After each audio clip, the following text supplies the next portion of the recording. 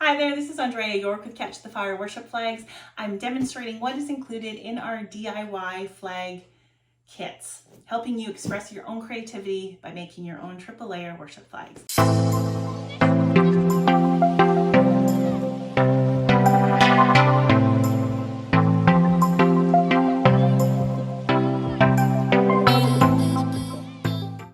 Every one of our boxes is going to include the flexion poles.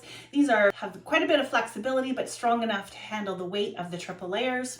You will also, in your box, have a card that will pop out. In this card, it'll describe what is actually included in the box, as well as the website page for you to get the instructional videos about how to construct and put the flags together. In your package, we'll also have the prophetic description of the worship flag. This is going to tell you what the flags mean and also what you are releasing when you do use them. In the kit, you'll have the threads that you will require.